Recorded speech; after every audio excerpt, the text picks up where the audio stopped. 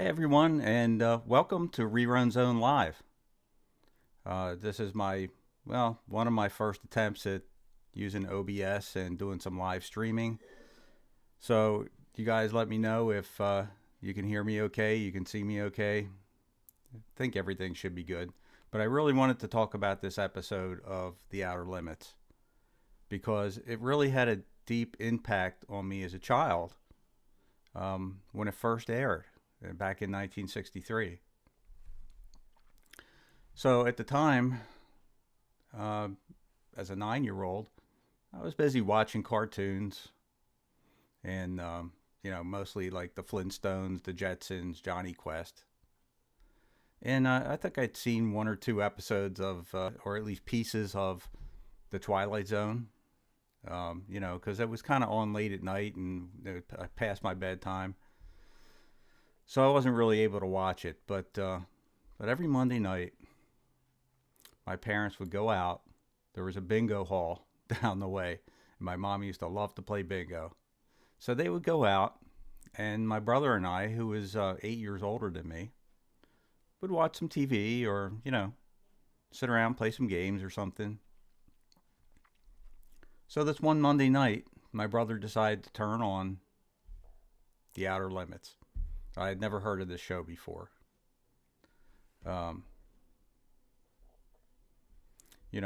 the first episode I happened to see was this one, the Zanti Misfits, which, kind of traumatized me a little bit at 9 years old. But at the same time, it really stimulated my imagination. So I really believe that this episode in particular, and The Outer Limits, also the show The Outer Limits, really influenced my interest in sci-fi over the years, which continues to this day. Most of the programs that I'll watch are sci-fi based or comic book based, because I also grew up on comic books. So I guess we all kind of, whatever it is that we're watching or doing as we're growing up, as we're children, kind of stays with us as we get older. So this particular episode, the Zanti Misfits, of course, in 1963, the special effects were not that great. Everybody knows that. But it didn't matter. The thing was, I'd never seen anything like this before. Now there were movies in the 50s, science fiction movies, which I hadn't really seen. Things like Forbidden Planet, and other great science fiction shows, which I later on started watching, as I grew a little bit older, and they started getting rerun on television, usually on the weekends, on a Saturday. After I watched my Saturday morning cartoons, I would watch other stuff. You had great stuff coming on, reruns of The Lone Ranger and Superman. But then I would catch these old sci-fi movies, which also piqued my interest. And probably the one that really had the biggest effect on me, and still one of my favorite movies to this day, is Invasion of the Body Snatchers. That was also a thriller and a horror movie at the same time. James Rowland says, great episode, but the Army should be using bug spray instead of bullets. Yeah, that's a good point, James. Maybe they didn't. Did they have DDT at the time? They could spray them and get the poison all over them, and maybe that would take care of the bugs. I guess they didn't need to because they had rifles and hand grenades, which it kind of seemed like it's overkill. If you watch the episode now, you've got guys chucking hand grenades into the swarm of Zannies and just blowing them to pieces. Of course, now in high def, you can see they were just little plastic models. They weren't moving or anything. Any movement that was done was stop motion animation, which was very effective in this episode, and really, really still creeps me out. If you look at those Zannies, let me bring one of them up here. So just look at this little guy. Now you got those eyes would kind of like rotate, and the limbs would move, and I don't know. There was just something about it, even though like kind of fakey looking. But with that and the sound that they would play, the sound that the Zantis would make, just like really sent chills up my spine.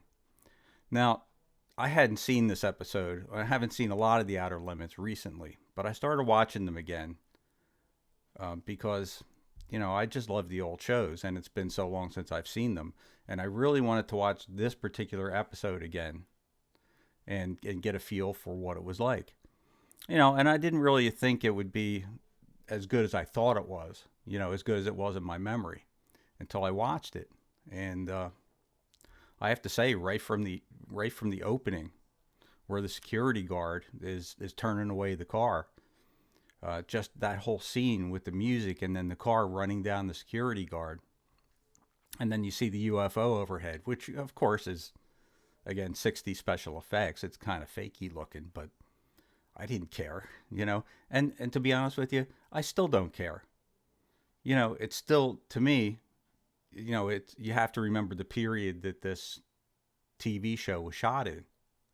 What were they doing at the time? Star Trek wasn't even on the air for another 3 years yet. And even Star Trek, had primitive effects, but who cared? Even to this day, it really is the story that matters and the characters. Now, the characters in this particular episode, they're kind of like cardboard cutout characters. They aren't necessarily what I would consider fleshed out. How much can you flesh out a character in a 60-minute TV show? Scott Miller says, The Outer Limits was a great sci-fi television series and really scary, especially the first season. But the second season with Ben Brady was terrific as well. Well, I have to agree, the first season of The Outer Limits was incredible. When I think back on the episodes that I love the most from The Outer Limits, Architects of Fear pops to mind with Robert Culp. Phenomenally emotional episode. And even when you watch it to this day, go back and watch it if you get a chance, because just that whole transformation of a normal, of a human into an alien creature. And then the final 5 minutes of that episode is just so emotional, so gripping. I think that it, as a matter of fact, originally, a lot of networks wouldn't even show that episode or would black out that last part where he transforms. Because, they basically were censoring it back then. They thought it was too scary for people to watch or whatever. But, between a couple of different episodes, most of that I remember were in the first season. And of course, the second season was abbreviated. There wasn't as many episodes. I think, I don't know, correct me if I'm wrong. I think in total there might have been 49 episodes of The Outer Limits. I have to look that up. I'm not sure, but I think like the first season had about 30 episodes. Let me see. JGG1701 says, hello. Are you going to have this full episode on YouTube? No, unfortunately, because of copyright issues, I can't show the episode on YouTube. YouTube would kind of, YouTube wouldn't strike me, but I think CBS still has the copyright to the original Outer Limits. I'm not positive about that, but I think you can see them online. I want to say it's on the Roku channel. I think they're on the Roku channel. You might have to watch like commercials or something to see them. I actually have, I've got a box set of DVDs of these episodes, and I also just downloaded them to stream off of my Apple TV. So DA says, I'd like to watch this episode. Where is it available? Well, I think, like I said, I think that it's, I think they're on Roku, the Roku channel, but I'm not positive. If anybody else knows out there where you can see this full episode, just post it up for me in the comments. I'd really appreciate it. But I know you can download it on Apple. The episode itself might cost $1.99 if you just want to watch the one episode. I'm not really positive though, because I downloaded the whole season. So Okay, so where was I? So the Zanti Misfits. All right, this was episode number 14 of the first season. And if I'm looking down now, yeah, there were actually 49 episodes. There were a couple of good ones in that second season, though. I really enjoyed iRobot and the two-parter, The Inheritors, which were great. I thought were great episodes. Where different people, 4 Army soldiers were shot in Korea. They were shot in the head, and they were supposed to die, but they came back to life. And then each one of them had an IQ over 200. They were really cool episodes. And Wolf 359, that's another one that I really enjoyed. But Demon with the Glass Hand was also in that second season. That's also a great episode. Again, with Robert Culp.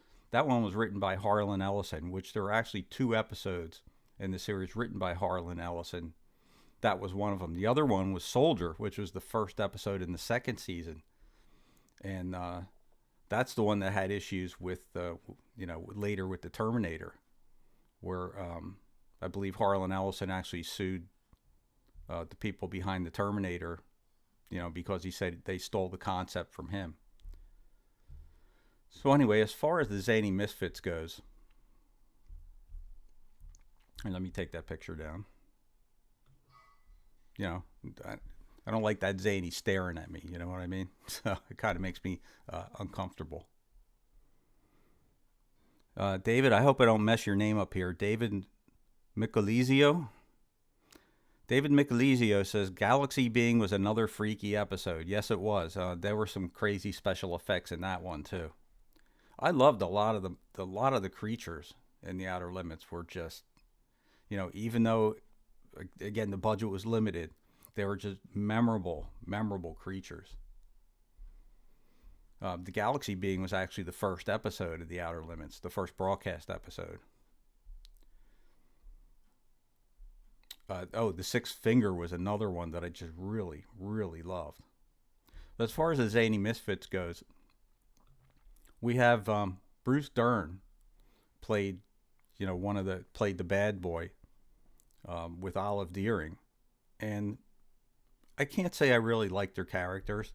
They were kind of one-note characters, and just kind of thrown in there. You could tell they were just kind of thrown in there just to kind of move the story along, or just to give it some kind of a conflict besides the Zantis. Of course, the main conflict was the Zantis coming to Earth, and then them sending their criminals to Earth, to set up an alien penal colony because they couldn't execute their own criminals. So then you had Bruce Dern and Olive Deering, breaking through security because apparently they're on the run from some kind of crime. We don't know exactly what, maybe a bank robbery, who knows. But they just had a glove box full of cash. And Bruce Dern played kind of a dick in this episode because, him and Olive Deering, they were constantly arguing. Obviously, she says in the episode that she had left her husband, because she liked the bad boys. She liked, the excitement. So, the glove box opens up and the cash falls out, and Bruce Dern he looks over at her and says, pick that up. And, just being a jerk. And she just looks at him. She gets out of the car. She starts walking off with her fur coat in the desert, pulls her fur coat around her, and just starts walking off and saying, that's it. I'm going back to my husband. I'm going back, take my punishment or whatever, and get on with whatever, get on with my life. So he's like, well, wait a minute, come back. And she turns around and she's looking at him. And he goes, come on, come back. So she starts to come back. And as she gets back to the car, he says, pick the money up. What a jerk. Why would she even stay with this guy? But anyway, then the UFO, he spots the UFOs landed on top of the hill, which, by the way, another trivia factor for this episode. That's a famous hill that's used in many TV shows and movies. And one of the most famous was the Star Trek episode Arena. They're called the Vasquez Hills, I believe. There's a very prominent rock formation kind of coming up where you see the alien ship. So, of course, he goes up to investigate. In the meantime, they're kind of freaking out back at the Army base because, total destruction for anyone who invades, for anyone who invades our privacy. Let me see. So JGG1701 says they're available on Pluto TV. Oh, great information. Thank you so much. Glenn Lego says Ford Galaxy, the cop car on Andy Griffith. Maybe. James Rowland, the overall writing on this and other episodes were very good. Well, that's the whole point. I believe that's why these episodes stand out, was because the writing was good. The story was good. They weren't trying to push any agendas. They were just telling a great story, even though, like I said, the characters aren't exactly memorable. There's a couple of good ones. General Hart comes to mind. He was a very interesting, very likable character. Who's the other one? Well, the general was Robert F. Simon, who was in a lot of Westerns. He played a lot of bit parts in Westerns over the years. Michael Tolan. So Michael Tolan played the scientist journalist guy, which I don't really remember much about Michael as far as doing any other stuff is concerned. I think he was in a lot of TV shows. And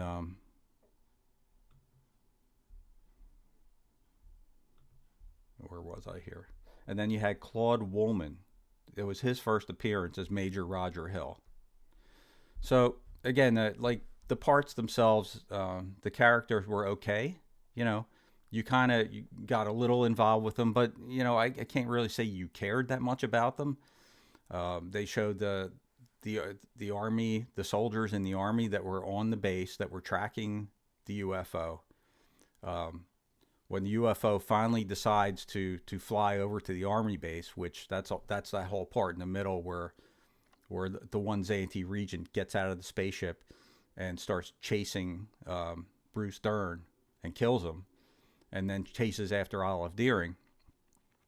So in the meantime, the scientist guy, played by Michael Tolan, Steve something, his last name escapes me, but I think it was Steve Grave. Yeah, that's Steve Grave, which is funny because the name of the town was Morgue, California. But, he, talks to the general and, talks the general into letting him go, try to get these people out and try to talk to the aliens so that they don't attack, because they're threatening total destruction. Let me see here. Michael Gronemeyer. Watching these episodes as kids were scary, but watching them through the lens of an adult, then you see how cheesy they actually were. Yeah, well, that's true. There were a lot of them that are very cheesy, but again, the stories were good, and special effects don't always never make up for a bad story, at least in my opinion. If the story itself is solid, the plot's solid, and you're really involved with what's happening and the way things are written and the way things are filmed, it really makes a difference. I don't care, okay, I'm older, I still love the new stuff, the new special effects, the CGI stuff. A lot of it's great. A lot of it's not great. A lot of the new, like the Marvel movies, for instance. There's certain parts of Marvel movies that the CGI is done really well, and then other parts you can tell it's rushed. But the main thing is, if the story is not there, if the story's not good, nobody cares. You don't care about the characters. You don't care about what's happening. The special effects don't make up for a bad story, in my opinion. Everybody has their own opinion, of course, and it's all valid. I mean, it's all subjective anyway.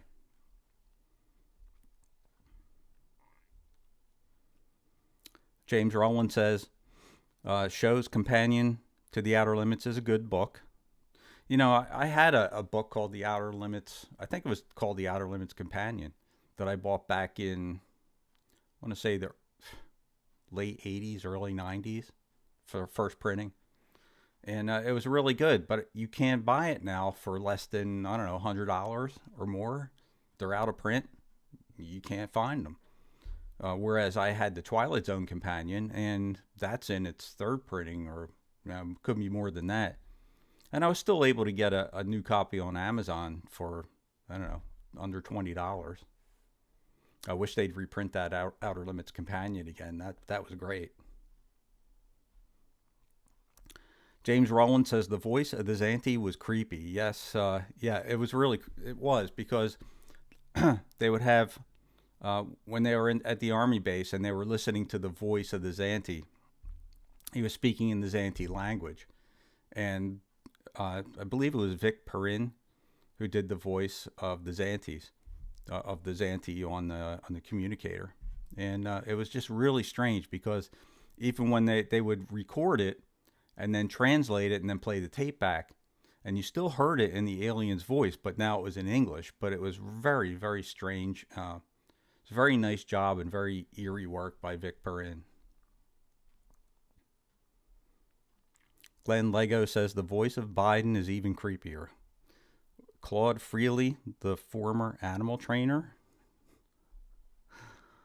No, I think it was Claude, what did I say his name was? Claude Woolman. DA says this episode is for sale on Amazon Prime for $2. So there you go. $2, $1.99, whatever it is. You can get it on Amazon Prime. I would highly recommend.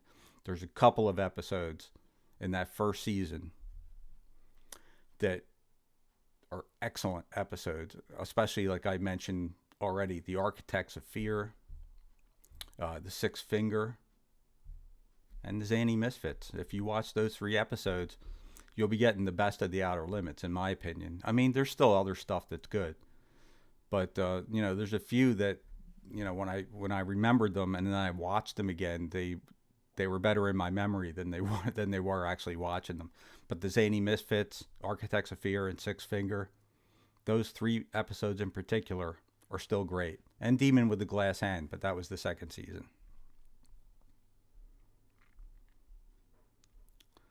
Tamara Holloway says, for most of my life, I called them the Ziggians, after the comic Ziggy, because my older cousin scared the crap out of me when I was 8 by screaming that and grabbing my arm in the dark for no reason. LOL. Glenn Lego adds, Highway Patrol is pretty cheesy now, watching it as an adult. To Serve Man, an episode of The Twilight Zone? Yeah, To Serve Man was an episode of The Twilight Zone. I think it was season 3 with the Canamits. That, of course, was the one where To Serve Man was a cookbook. Classic episode. I of course, love The Twilight Zone, and going back to the 60s classic TV shows, my favorite shows that left an impression on me were The Outer Limits, The Twilight Zone, Star Trek, Lost in Space, The Time Tunnel. I think you can see a pattern here. This is the stuff I loved growing up. And even comedically, I liked the Munsters and the Addams Family. And then, of course, Batman when it came around. So those were the shows that, highly formed me, as a child going into my teenage years. Also cartoons like the Flintstones, like I've said, Flintstones, the Jetsons, Johnny Quest, and all the Saturday morning stuff, Underdog. God, there's so many. And then you had the Marvel cartoons that came out in, what was it, 66, 67? Spider-Man, Captain America, Fantastic Four, Thor. I still remember the theme songs to most of them.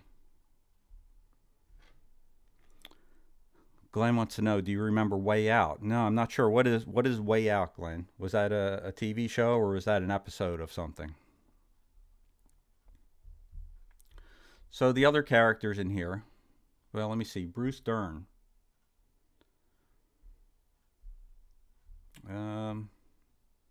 Bruce Dern was in a lot of different things, like later on in his career. Like when we get into the later 60s and 70s, he was in a lot of movies. And I don't think Olive Deering did a whole lot. Her career was she had a stage career originally and did a few films.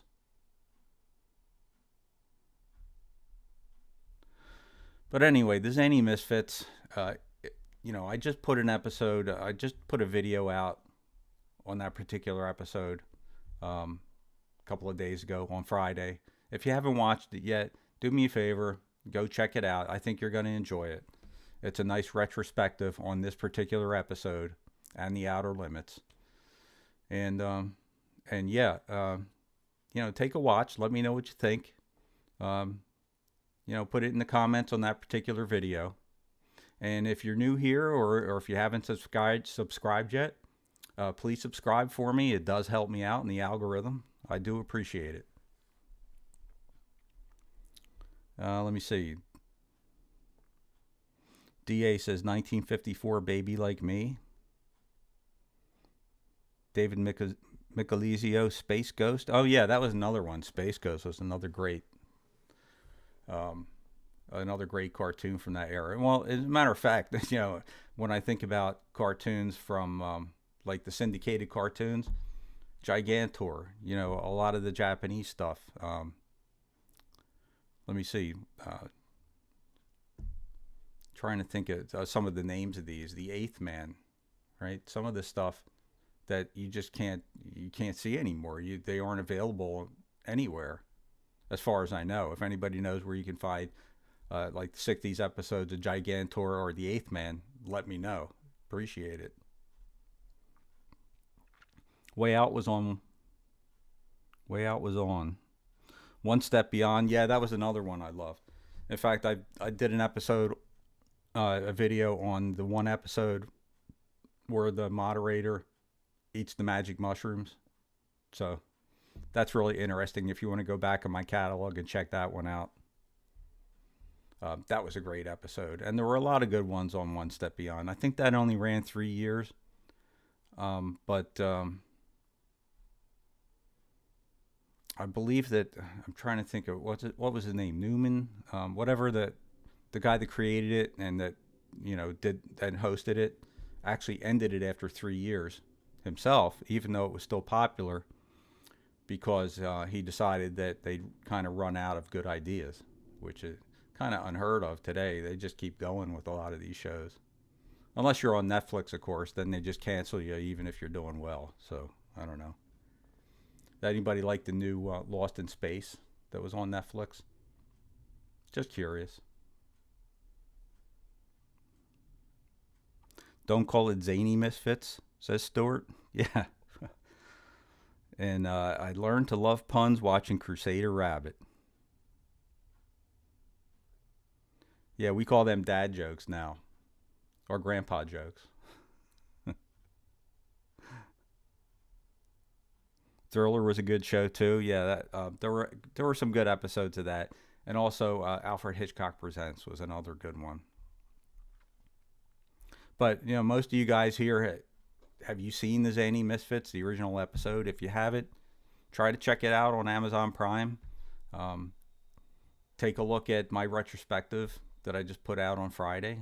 I think you really enjoy the episode. And just kind of suspend your disbelief a little bit because, yeah, the effects are kind of cheesy.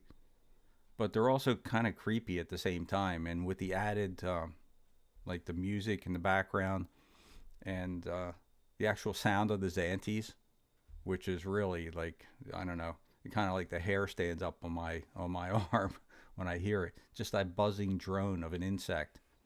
And then when they kill the Zantis, the squeal that it makes, it's just crazy. But yeah, I really loved that episode.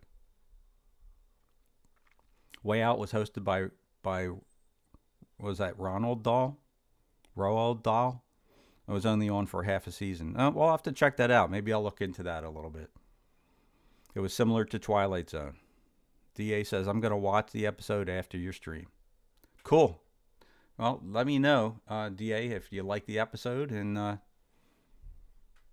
throw it in my comments.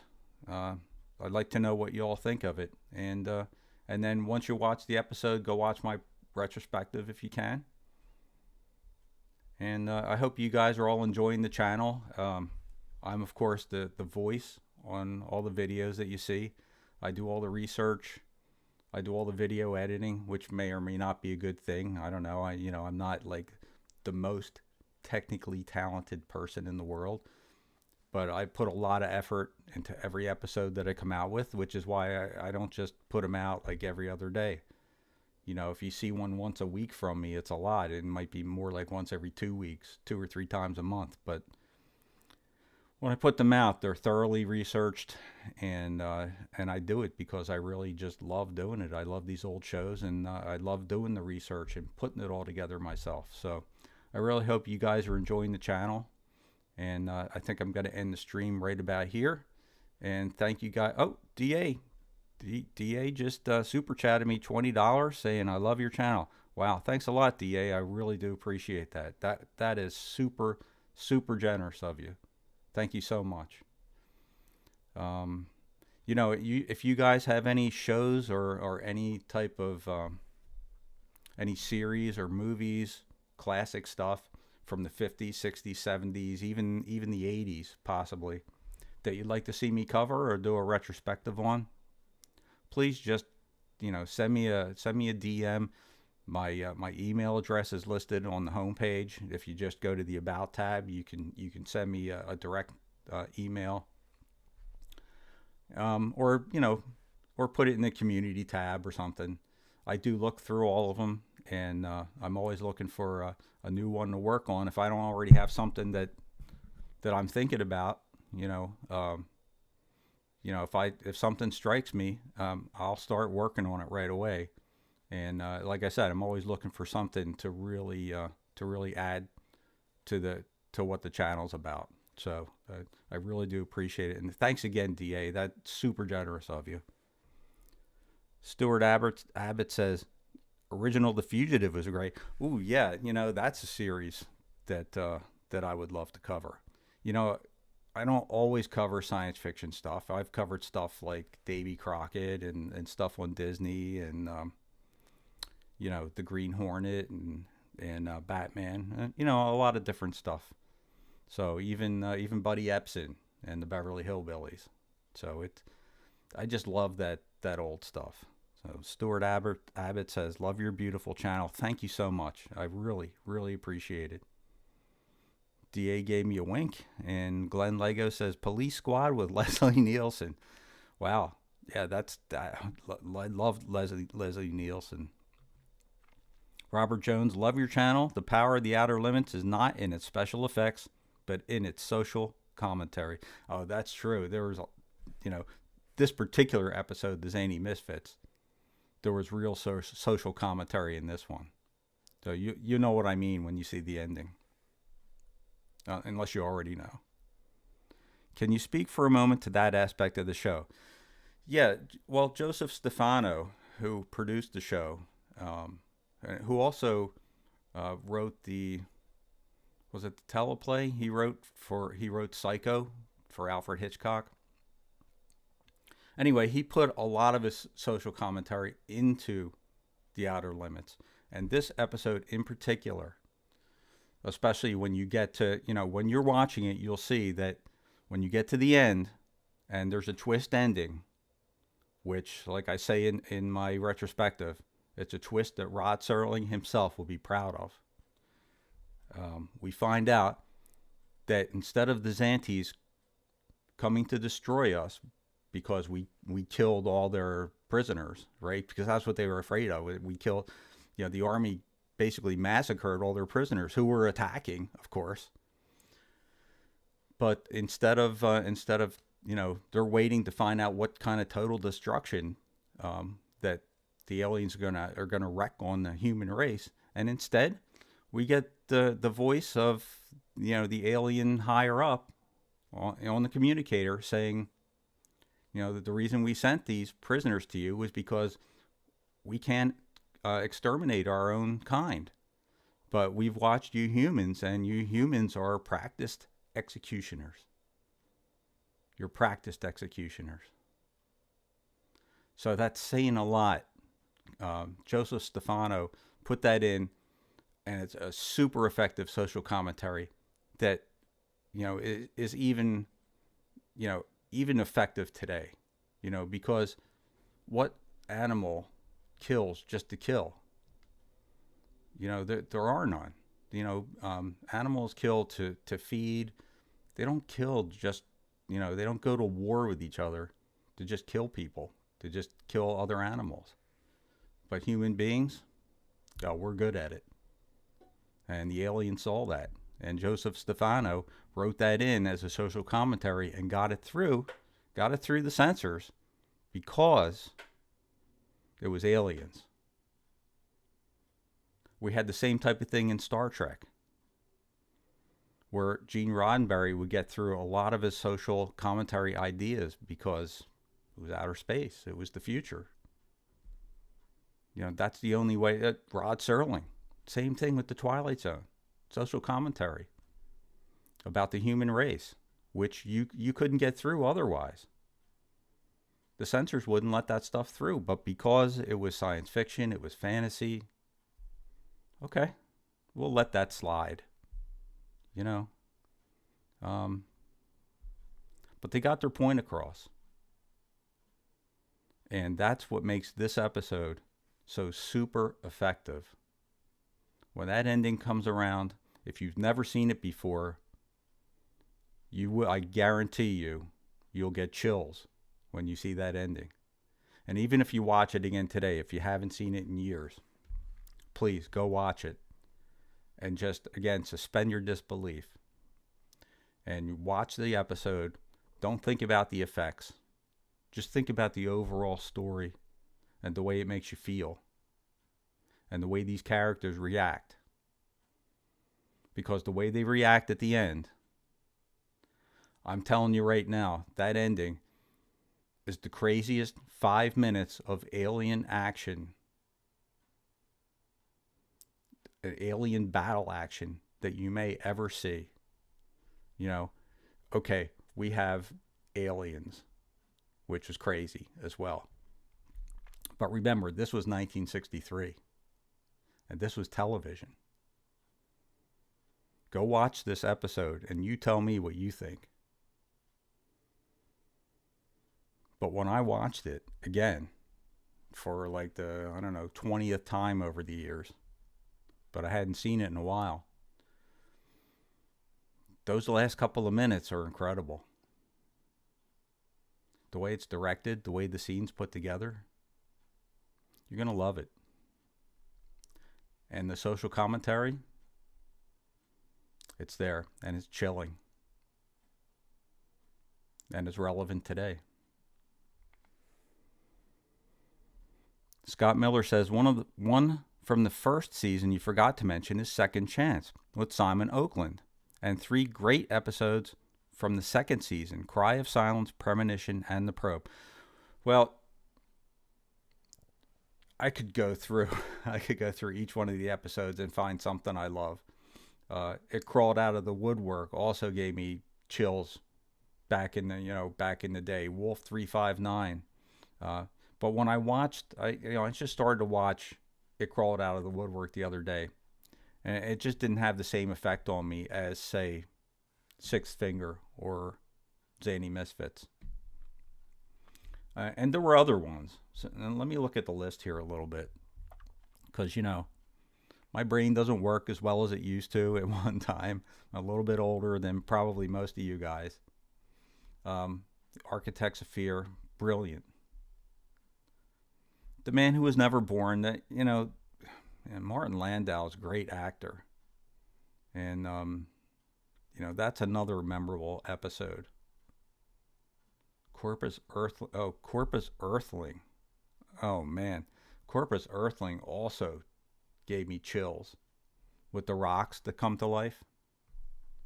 There's so many episodes here I could do a retrospective on, but I just can't do every episode of The Outer Limits on this channel. I want to diversify. I want to do, there's many things that I'm interested in. Let me see here. Don't open till doomsday. Yeah. Okay, Second Chance. Oh, that's the one with the carnival ride that looks like a spaceship. Oh, that was a good one too. And what was the one where the whole block was transported to another planet? Oh, what was that one called? A feasibility study? Maybe that's it. Yeah. A suburban neighborhood awakens one morning to find that everyone has been transported to another planet. Yeah, that was another brilliant episode. What other ones did you mention here? Cry of Silence, Premonition, and The Probe.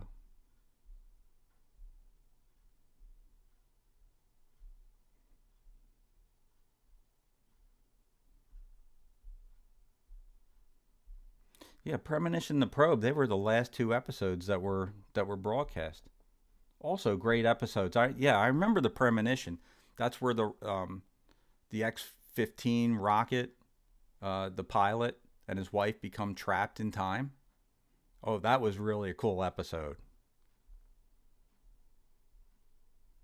And the final episode, The Probe, deals with 4 plane crash survivors who suddenly find themselves trapped in an alien space probe that was taking their water samples. Inside, they find a puzzle they need to solve before all 4 are killed. Yep, that was the last episode of the series. I can't say I remember that one as well as some of the other ones. Premonition, I definitely remember that one. That was a good one. The Duplicate Man, also. That a lot of these, like the creature stays with me in my mind, but when I watch the episode again, the whole episode wasn't as good as I remembered. But in the Duplicate Man, you had the creature called the Megazoid, which was really creepy. That creeped me out, and a lot of the aliens in the first season were just really well done. The Invisibles, where they put the alien parasites on your back and they take over. That's another social commentary because they attach them to key government leaders. Kind of like sometimes you think maybe some of our leaders have been taken over by alien parasites. I don't know. The Mutant was another one. With I think of that as the alien. Well, it wasn't an alien. I think it was one of the workers that got exposed to radiation or something, and he got like the fried eggs for eyes. But if you look at him, it's just really really creepy. I mean, the Outer Limits, just the feel of these shows just really creeps you out. And a lot of it too is that Dominic Frontier, the music that he wrote for this series. It's really, really creepy. Now let me look at a couple more comments here, guys, and then I think I'm going to head off. Let me see. Robert Jones says, great points. The first interracial kiss on national television was on Star Trek. Yep, that is very true. Uhura and Kirk, yep. Eyes Wide Open says Outer Limits was cool as fuck. The Man Who Was Never Born sounds like it's a Wonderful Life. Yeah. Skynet does exist. Eyes Wide Open. Yeah, this is true. And Glenn, I don't like fried eggs. I have to say I do like fried eggs, but I don't put ketchup on them. If anybody else has an aversion to that, I also like mustard on my hot dogs. So, James Rowland says Nightmare was good and Quality of Mercy as well. Well, I want to thank all you guys for coming on, watching my live stream. I'm going to try to do more of this in the future. So I hope you liked it, and stop back again. I'm going to try to do these on Sundays at 1 o'clock. I'll, if I have something to talk about, I'll be on, and hopefully you guys will join me, and chip in, with something on the chat. Really appreciate your input, and like I said, feel free to send me a message what you'd like to see me cover in the future. DA says, thanks, good stream. Thanks, DA. I really appreciate it. I'm not used to doing these streams. I think this is the third one I've ever done. It's tough for me to get on and just speak to a camera. So I really appreciate you guys coming on and chiming in on the chat here. So I feel like I'm actually talking to real people. So thanks. I really appreciate you. I really appreciate you saying that. Eyes Wide Open says limited to TV shows or movies. Not necessarily. I also cover cartoons, and I even do some pop culture stuff. If you ever seen my ads of the past, band ads of the past. So I like all kinds of stuff that's retro. So if there's anything you can think of that's interesting retro wise, yeah, I'll cover it. Glenn says my son liked cottage cheese on ketchup. Well, hey, whatever he likes, you can't argue with it. If that's what he likes, that's what he likes. Let's do the Invaders sometime. I would love to. I actually did a retrospective on the Invaders, which you can see on my channel. If you get a chance, go check it out. And we'll talk Invaders. Maybe we'll talk Invaders next Sunday. Let's see what you guys think. Captain Action says, I like science fiction shows, especially some of the stuff from the 60s, like Lost in Space and Star Trek. I'm with you, Captain Action. I am with you. That stuff, I grew up with that stuff, and that's what I love. Toys? Yeah, absolutely. Toys. Hell, I had toys when I was a kid.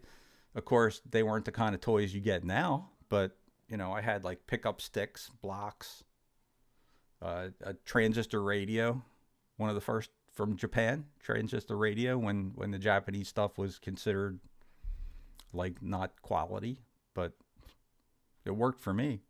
In fact, I'd lay in bed at night with my transistor radio underneath my pillow and listen to the astronauts as they went overhead. They'd be in orbit and they'd be talking in orbit. Yeah, that's when space travel was really a brand new thing, and I was infatuated with it. Rock'em Sock'em Robots.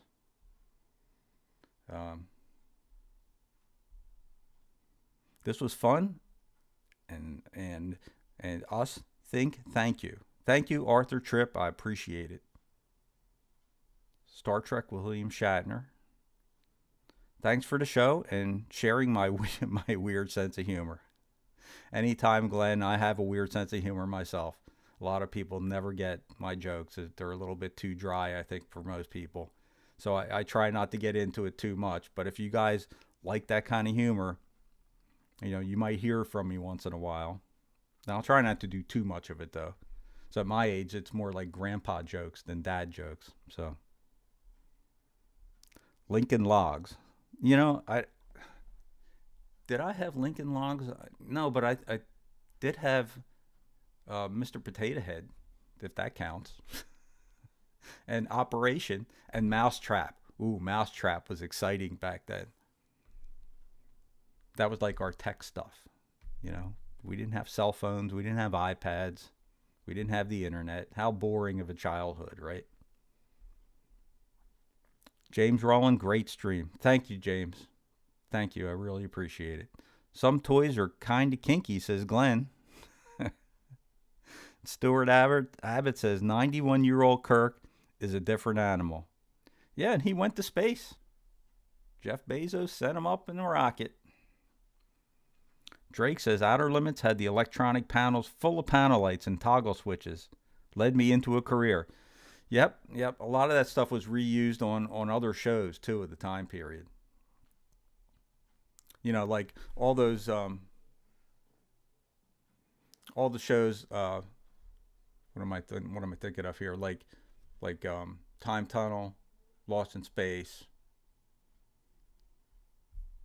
They all used a lot of the same equipment in the background. The Irwin Allen stuff. All the Irwin Allen shows used the same stuff over and over again in the background. And I think that they probably used stuff, reused stuff that was in the Outer Limits as well.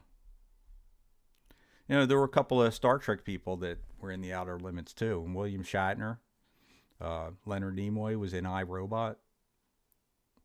Trying to think, was William Shatner in more than one episode? I know he was in the episode, I think it was Cold Heart, Warm Hands, or I don't know, something like that, where he was an astronaut and he starts freezing and then he starts changing into an alien.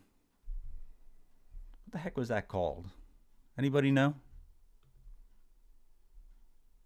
Cold Hands, Warm Heart. That's it. Of course, Danger, Will Robinson, Danger. Glenn, mouse traps catch mice and rats. Do they catch rats too? Aren't rats kind of like too big for a mouse trap? I don't know. Just saying. The Man from Uncle was great too. There's a lot of stuff we can talk about on these live streams. So I appreciate all the excuse me, all the input you guys have here. And I'm gonna start making a list, and you know, hopefully, hopefully I'll see you next Sunday, 1 o'clock. So I think I'm gonna sign off for now, guys, and end this broadcast. Again, I appreciate everybody coming out and help me out with the chat. DA, I really appreciate your super chat. That was really nice. Thank you so much, and very generous. And hopefully I'll see you guys next week. Till then,